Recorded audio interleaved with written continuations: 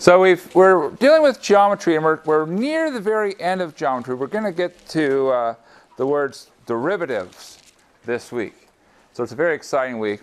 But before we get there, we want to take some time to make sure we understand our flat things. Because in calculus, you really need to have those flat things nailed down.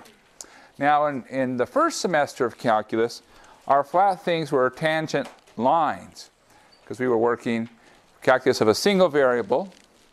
So you had an input and an output, so you were in the two-dimensional plane, and so the natural flat thing is a line. So we're going to talk about lines in 3 dimensions, and then we'll also talk about something else, which are planes. And these are going to be our flat things that we work with. So what do we need if we're going to make a line? So the thing is that if you ever want a line, you always need 2 pieces of information, and that's sufficient. The 2 pieces of information you need are a point and a direction. It's similar to what you think about back in 2 dimensions. We said point and slope.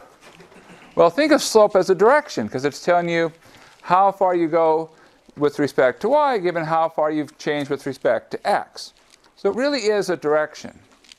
So a vector is encoding that information. So what you have here is an example. I have my 3-dimensional space, and I have a line here. And this line has 2 things associated with it. There's a point, x naught, y naught, z naught, and there is a vector, a, b, c. And now this vector is on the line. In other words, it points in the direction of the line. Now if I pick any other point on this line, so suppose I come over here, and I suppose I should pick a darker color, I guess. And I pick a point x, y, z. Now, what's true is the following. If I were to go from my initial point out to x, y, z, I form a vector. It's the vector x minus x naught, y minus y naught, z minus z naught. It's the change in the coordinates. Because I can always look at the change between 2 points. That's a vector. And what's true? Well, what's true is it points in the direction of the line, which means it points in the same direction as the vector we had before, the vector a, b, c. Or points directly opposite. But the key idea here is the following. Namely, that this vector we just wrote down is a multiple of the direction vector. So it's some multiple t times a, b, c. And now what you can do is you can say, well, let's just rearrange.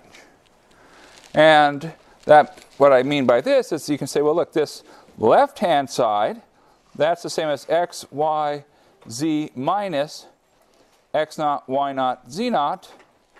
And then I can move this x naught, y naught, z naught to the other side.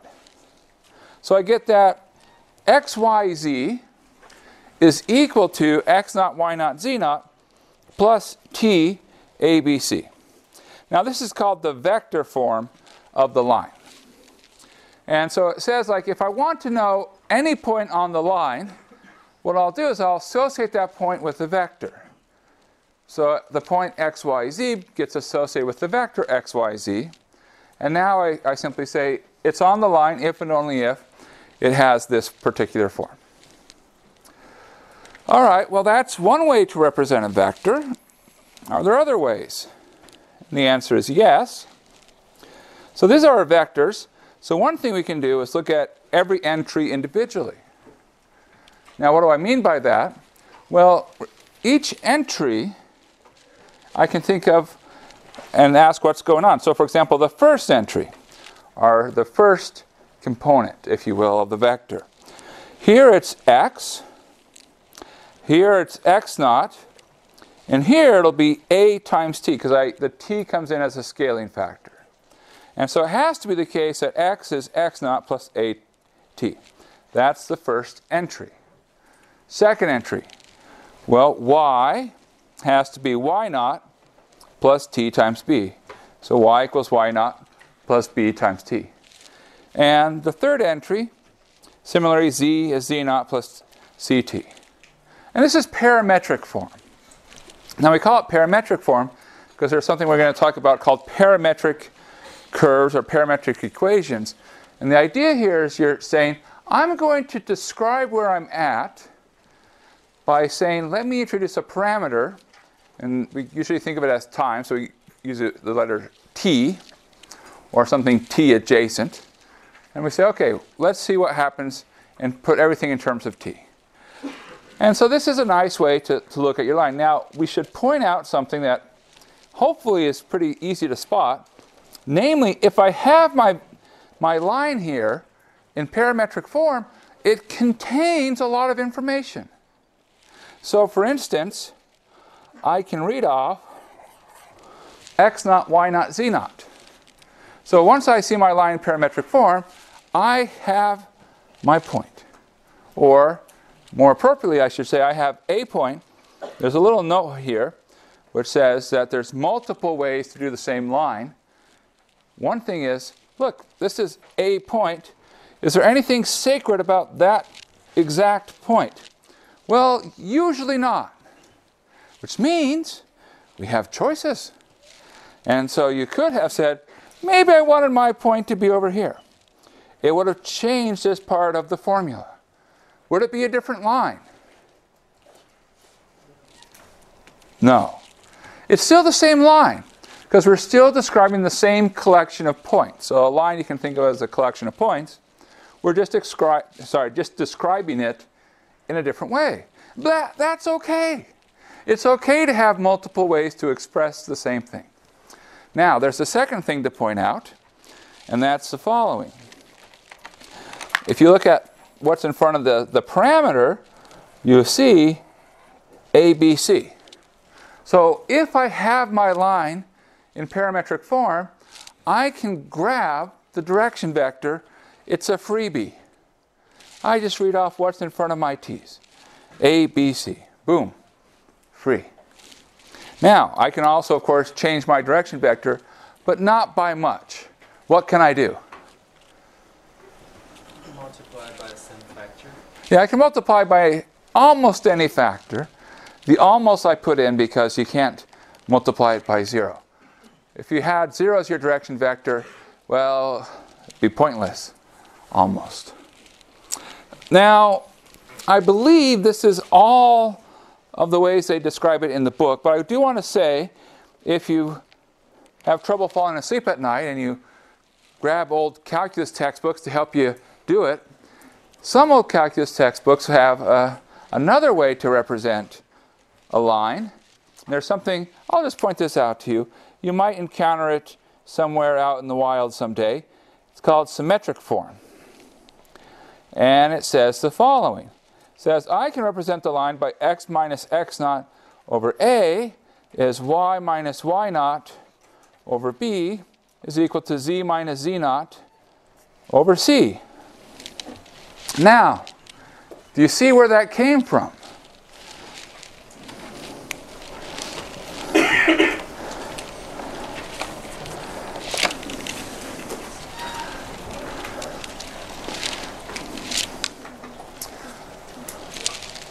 The answer is, these all equal t. So notice that there's no t in here.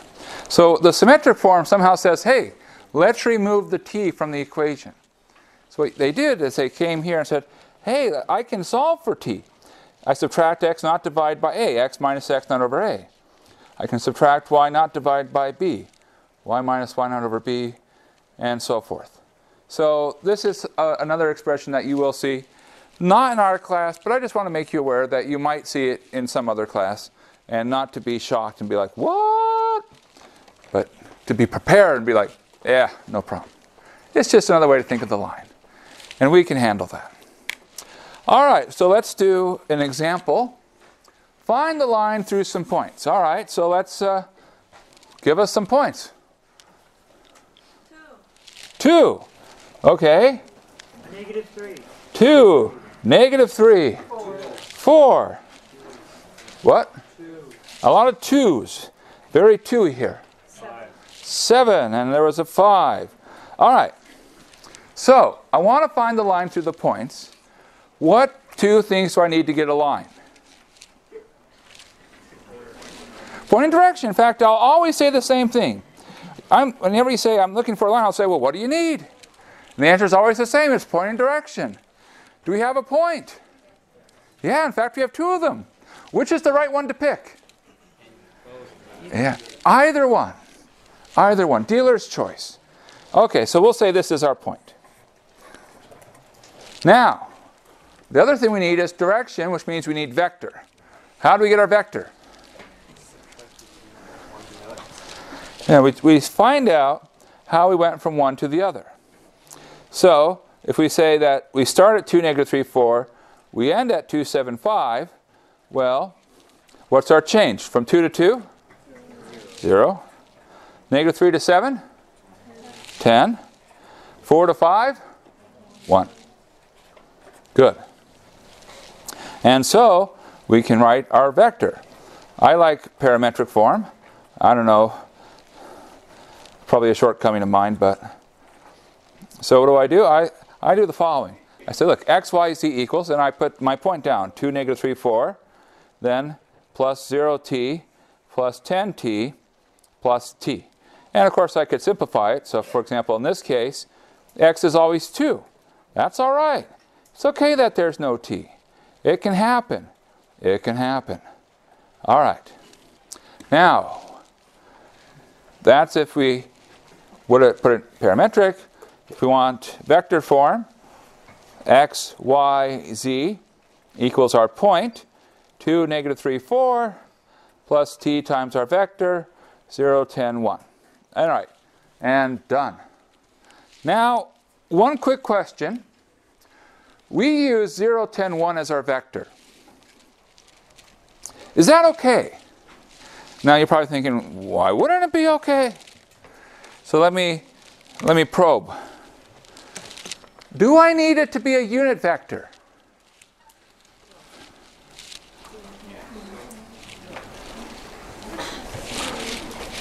So I care about a direction, but normally when I say direction, I say unit vector, but in this case, any vector is fine. And as a rule of thumb, if you don't need a unit vector, don't make a unit vector, because it tends to introduce lots of square roots, and you got to sum a bunch of squared numbers, and they may or may not turn out nicely. In this case, we just need something with a direction. It doesn't have to be a pure unit vector. So we're okay if it's not a unit vector. So that's fine. All right. Let's do something else with the line. Do a little bit of geometry. Given a point P and a line which passes through a point Q, so there's Q, there's P, and this line happens to have a direction V, find a formula for the distance from P to the line. So when I talk about distance from something to somewhere, I would say, look, get there as quick as possible. Now there's many points on the line, and I could go to almost any of them, but there's only one which will be nearest. And if you think geometrically which one should be nearest, the answer is the one which, if you drop straight down, would form a right angle. So somehow that point would be the nearest point. Now we don't need to find that point. We just need to find the distance. So we're after a particular length. We're after that length. I'll call it D. D for distance. Okay, so we start thinking, what do we do? Well, we start thinking about our tools. What kind of tools do we have?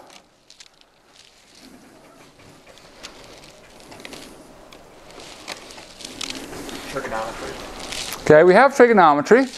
It's suspicious when you see a right angle, you should always think, perhaps I can get some trigonometry involved. But if I need a right angle, I need a triangle. Now, in essence, there's a natural side, P straight down. The line forms a natural side, just not the whole line, just a part of the line. What's the last piece that we need? Yeah, the hypotenuse. Now, in this case, we have a natural hypotenuse. And I'll say it's the following. I'll say it's the vector between P and Q. Now there's two choices. For sake of discussion, I'll point towards P. So this is the vector from Q to P. Okay. Now we say, what angles can we easily compute? Well, I have a vector Q to P. And I have a vector that's the direction of the line. So if I have two vectors, then naturally there's some angle between them. I'll call that angle theta. So looking at our triangle, because trigonometry was suggested, which side compared to theta are we interested in? The opposite. D is the opposite side. Which side do we know something about? It's the hypotenuse that we know something about. Now, why do I say we know something about the hypotenuse? Well, the problem is we don't know where V is. V could be very short, it could be very long, it could even be pointing the other way. So I really don't know how V fits in terms of the point Q and this nearest point. But, for sure, the length of QP, that's the length of the hypotenuse.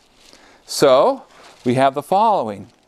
Sine of theta is equal to the opposite side over the length of our hypotenuse. Good. So we're almost there. So we get D is equal to the length QP times sine of theta. Now the only problem is I'd have to know what sine of theta is. Well, so we start thinking about it. Well, theta is an angle between two vectors, the vector V and the vector QP.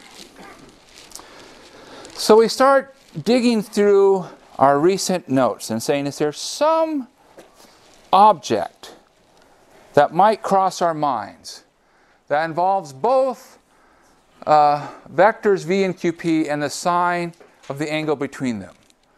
Something. Oh, the cross product. The cross product. So you might recall from way back when that if you were to take the magnitude of the vector V cross QP, this would be magnitude of QP, magnitude of V, sine theta. Well, we have 2 out of 3. What are we missing? Magnitude of V. So, we put it back in. Now, we can't just put it back in. That ruins the whole thing. But what can we do? We can divide. Now, we could have multiplied by the other side, but I like D being by itself. So, what do you end up with? Well, it's the cross product of these two. Or rather, the magnitude, I'll say QP cross V. It doesn't really matter which order you take it in. It doesn't change the magnitude. Divide by magnitude of V. And that is the answer. So you can find the distance by taking an appropriate cross product and taking two norms. But it takes geometrical understanding, which is why it's good to draw a picture and say, what do I know? What do I want? And how can I relate these things together? So let's test, see if we can do this. Find the distance from a certain point to a certain line. Okay, so what should our point be? 1. 5, 2. Okay. Now our line, okay, x is, okay, it's going to be something plus or minus something t. 2 plus 2t. 2 plus 2t, okay. 22 plus 22t. No. No, we're not going to do that because we like ourselves. What? 3 minus t. Okay. T. T. Perfectly fine. T is perfectly fine. Now, what is our point Q? In other words, what's the point on the line? So this is obviously our point P. That's the point we're trying to find the distance from. What's our point Q? 230. Because you say, well, wait a second, there's nothing here. Well, there's always a plus 0 if we need it. So our point Q is 2, 3, 0. What's our vector QP? So we started at 2, ended at 1. How did we change? 2 to 1 goes -1. down by 1. 3 to 5? 2. 0 to 2? 2. -1, 2, 2. Ah, that's actually a nice vector. Has length 3. But that's a different story. Okay. Well, and what's V? Reading it off, what do we get? 3, and then 2, -1, 1. Because there's a 1 times t there. Okay. So what do we need? Well, we need to do QP cross V. And the way I like to do cross products is using matrices. So IJK minus 1, 2, 2, that's the QP. 2 minus 1, 1, that's the V. All right, diagonal. I times 2 times 1, 2I. J times 2 times 2, 4J. K times -1 times -1, 1K. And they were all added because I'm sort of going downhill. Now starting to go uphill.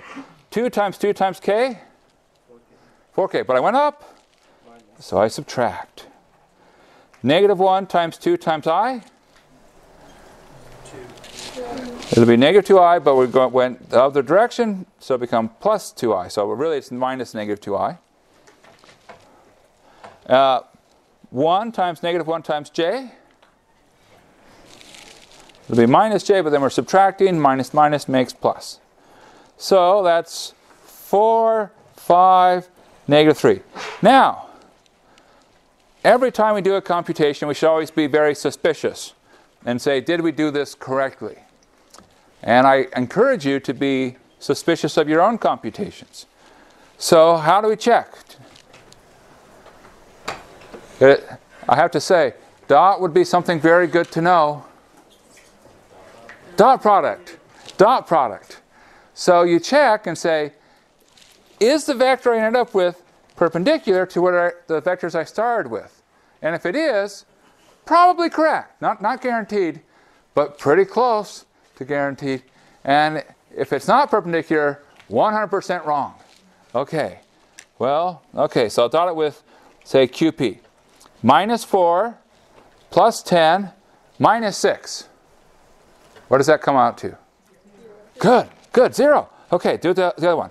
8 minus 5 minus 3. 0. All right. Almost surely that means we got it right.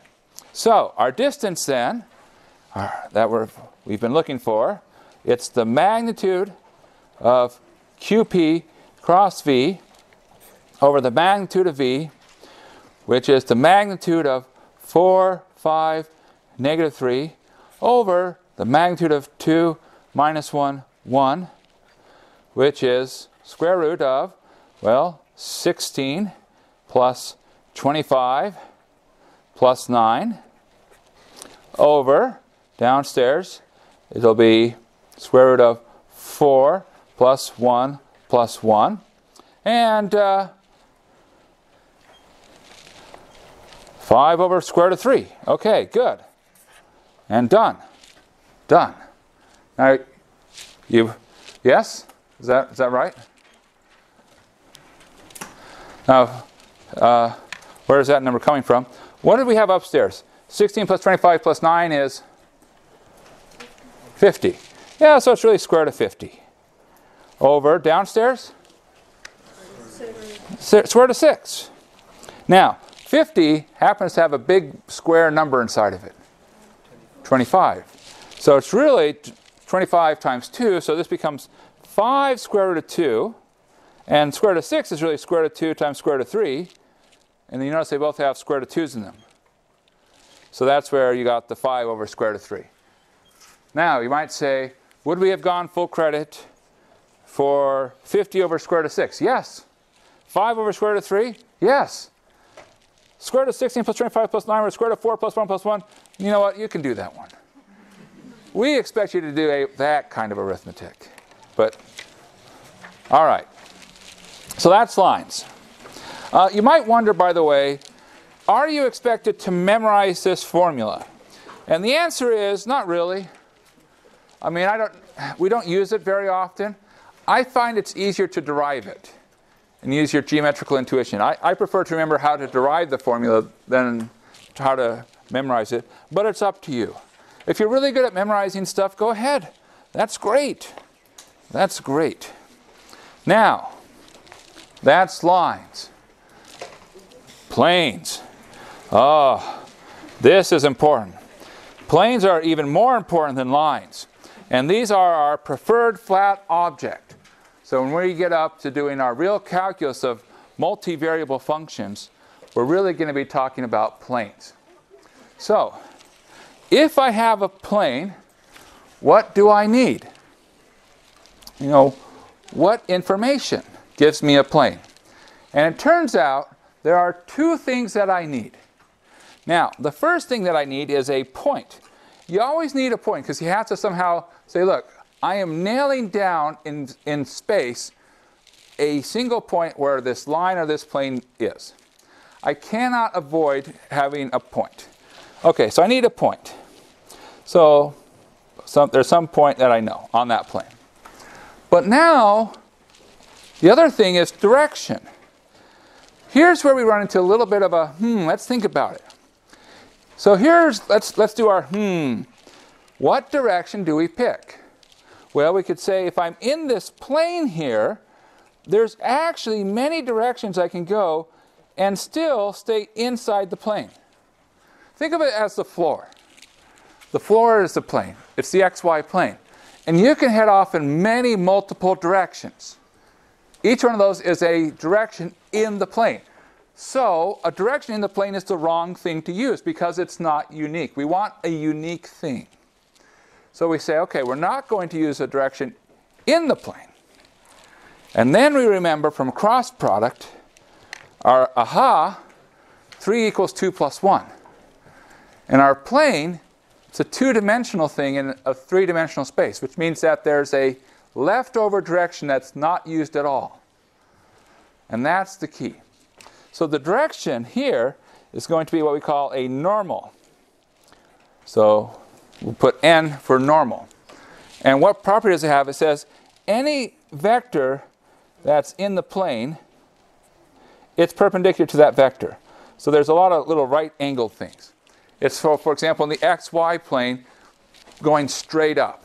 So if the floor is the xy plane, the direction going straight up, that's perpendicular. Now, the nice thing is, normal is unique up to scaling. And that's okay. We basically are just using the direction. We don't need the length aspect most of the time. So when it comes to planes, I will say that the normal vector, it's sort of the de facto vector. It really describes the plane. So you want to become familiar with what the normal vector is and what you can do with it. So there's a couple of facts here. So one saying says, when are two planes parallel? Well, what does it mean to be parallel? If you have a plane, we say two planes are parallel if they don't intersect. So if they don't intersect, well, what it means is that all the directions in one plane, because remember, directions are vectors and vectors can be moved, are still directions in the other plane. And so the normal vector for one plane still works as the normal vector for the other plane, which means that the normal vectors are parallel. What if I have two planes intersecting? So you have two planes coming together to form an angle. How do you find the angle between those two planes? Well, the answer is if you have two planes coming together, which I can't draw very well, but I'll pretend like I'm drawing. What you do is you look at the normals. Okay, I should not have started this drawing. Because now I'm going to feel like an idiot when I can't finish it. So I have these two planes which are coming together, and they'll come together. They'll actually form a line. And the question is, how do I find the angle between the two planes? So I'm looking for the angle, say, in here. Now, I will say angle between planes is a little bit ambiguous because there's actually two angles. There's an obtuse angle and there's an acute angle. It doesn't matter, you just pick one. Because if you know one, you know the other. And the answer is that if I look at these angles here, it's the same as if I look at the corresponding normal vectors. Because what happens is the normal vectors are perpendicular, so you're basically turning things 90 degrees. But because you turn both things 90 degrees, you're still going to get the same angles. So, so it means that if I want to understand how planes interact, look at how the normal vectors interact, and life is good. Now, how do we represent a plane? So here we go. Here's our basic setup. I have a point, and not shaded in. This is the point x naught, y naught, z naught. I have a normal vector, a, b, c, and here it's just any other point at all on the plane, x, y, z. Now you'll notice that there's a vector that's been added. The vector from x naught, y naught, z naught to the point x, y, z. Now there's a couple of logical things we have to go through. Okay, logical thing number one. If I look at the vector from x naught, y naught, z naught to x, y, z, how is it in relationship to the plane?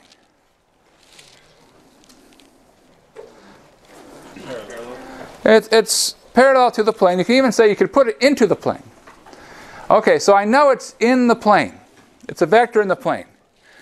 How do vectors in the plane relate to the normal vector? They're perpendicular, as indicated by this right angle symbol here. So I can conclude that the dot product of these two vectors has to be 0.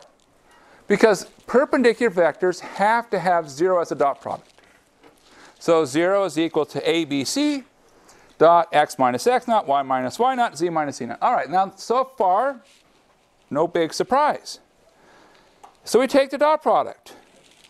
So it's a times x minus x naught plus b times y minus y naught plus c times z minus z naught. We then expand.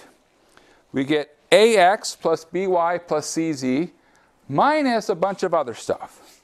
Now the nice thing about this other stuff here is it only depends on the initial point and the normal vector. So for all intents and purposes, it has nothing to do with x, y, and z, so we'll call it another value. We'll call it d. And now, the conclusion is that planes have the following. Planes look like ax plus by plus cz equals d. Because I can move this d to the other side. Every plane can be written in this form. And this is, in some sense, our preferred form. The key thing to note, and we're going to keep practicing this and doing this over and over again, is if you see an equation for the plane, how hard is it to get your normal vector?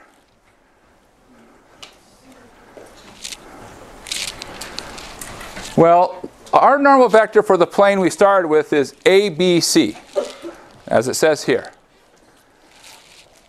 How hard is it for me to find ABC in this equation?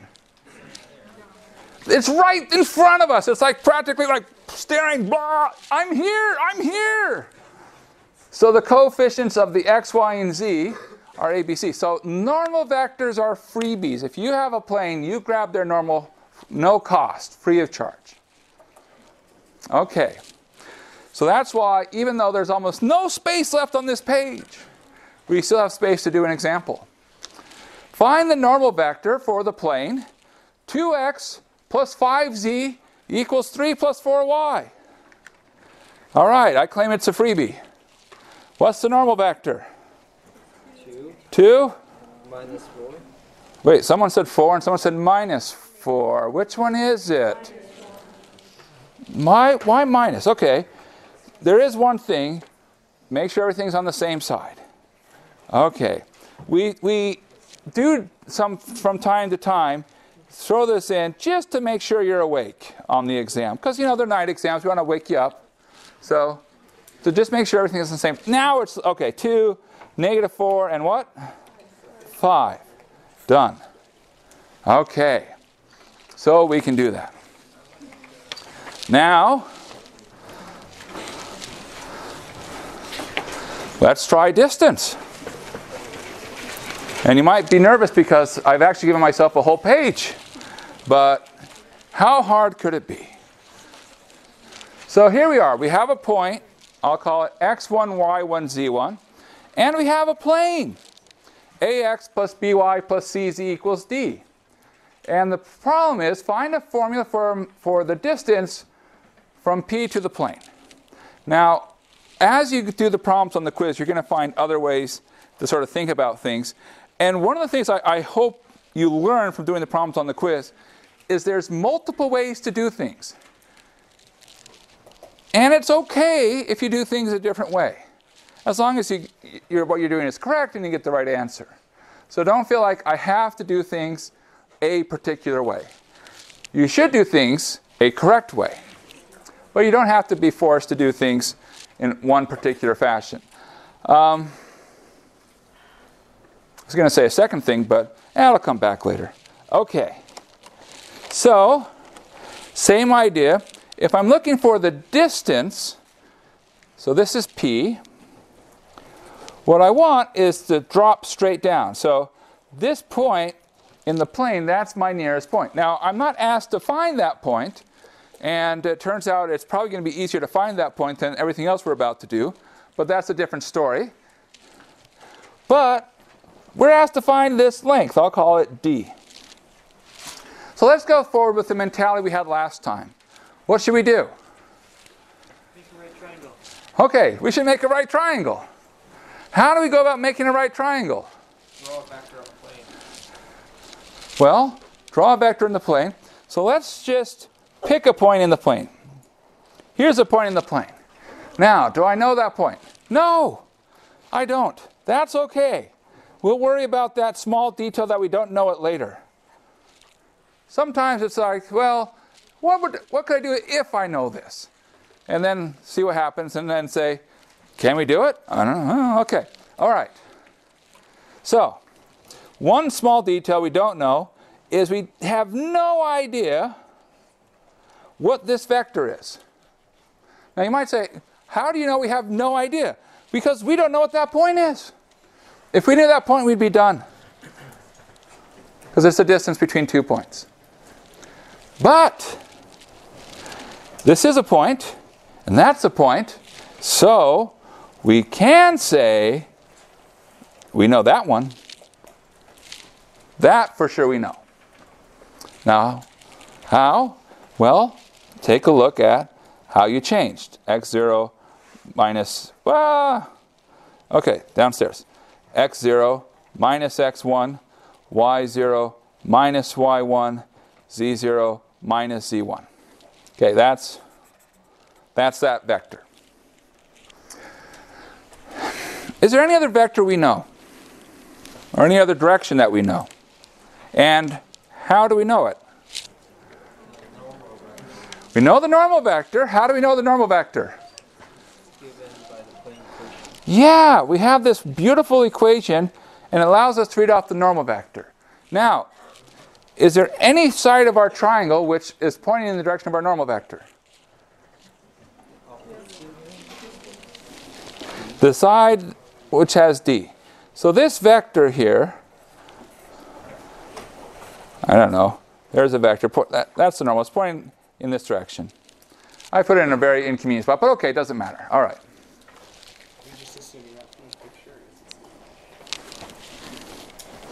Well, we know that the normal vector is perpendicular. The direction, if we look at the line segment from the nearest point to our point P, it's also perpendicular. And there's only one direction left that's perpendicular. So it has to be in the same direction as the normal vector. Okay. Well, because of these two vectors, now it might be pointing up, it might be pointing down, I don't know. However, I do know I can find this angle. because that's the angle between the vectors. Let's call it theta. Now, which side do I care about in terms of our right triangle? Adjacent. Ah, so this is not going to be a cross product. Dot is going to be something different.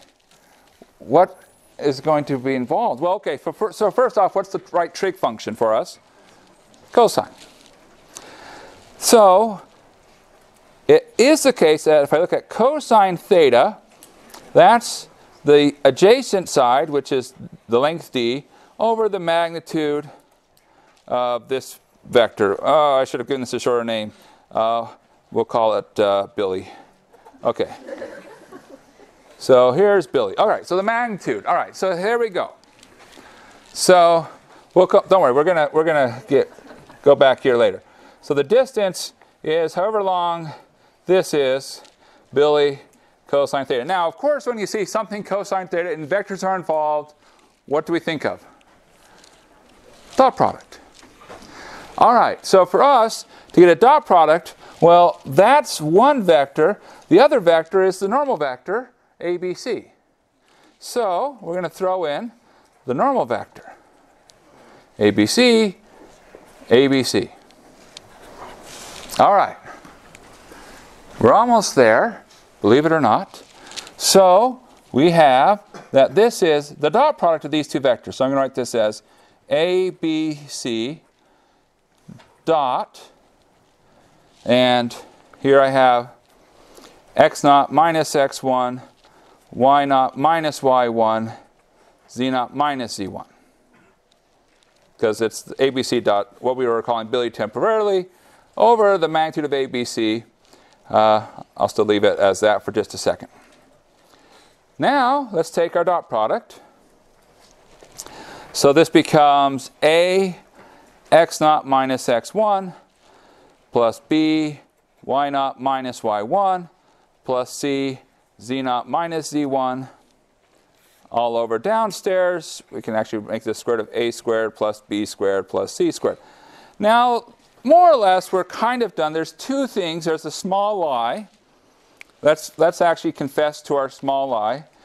Our small I is that we claim that distance is that. That's a lie. But it's easy to fix. What's the problem? Well, positive, positive, positive, but cosine theta could be positive, could be negative. Easy to fix. Throw in a bunch of absolute values, everybody's happy, life is good. No problem. That's the small I. The other problem, though, is I said, hey, suppose you had that point, x naught, y naught, z naught, life is good. But we don't have that point. So what do we do? What do we do?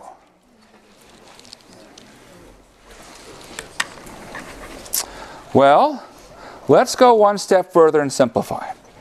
So we know A, B, C, and we know x1, y1, z1. We just don't know x naught, y naught, z naught.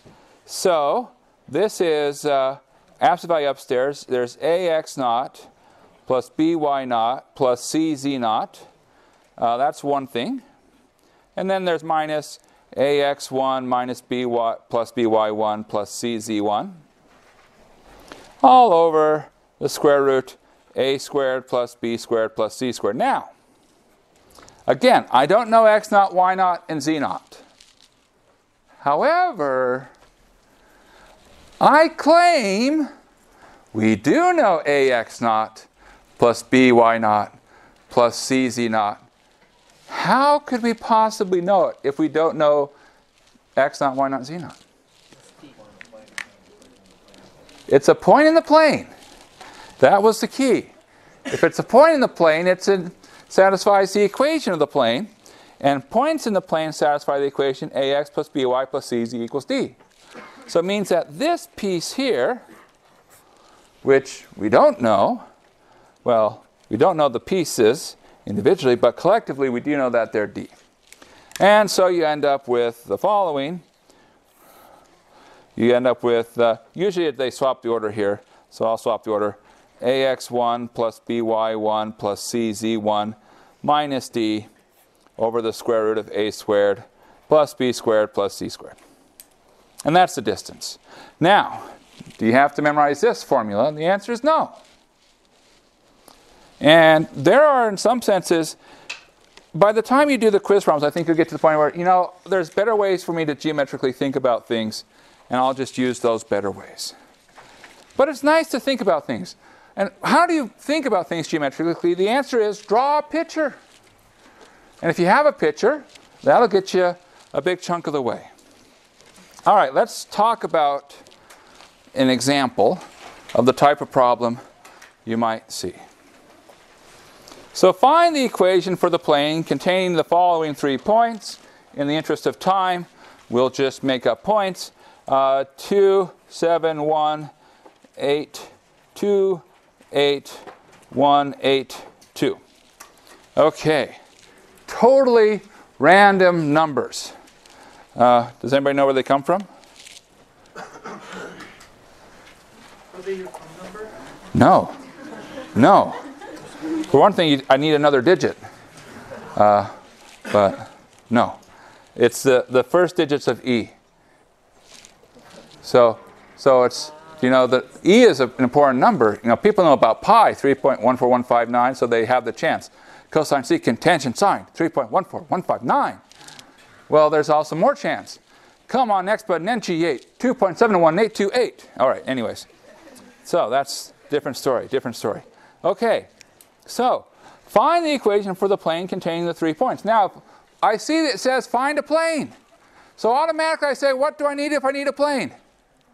Point and direction, specifically normal vector. Okay, almost always the easy thing is the point. In fact, there's an overabundance of points. They've been far too generous.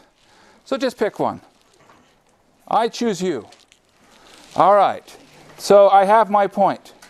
2, 7, 1. Now, the hard part about this is the normal vector, and we have to think about it. So here's probably how you solve, I won't say 100%, but like 95% of these problems. You want to find a normal vector, which means I need to be perpendicular to the plane. What tool makes things that are perpendicular? Cross product makes things which are perpendicular.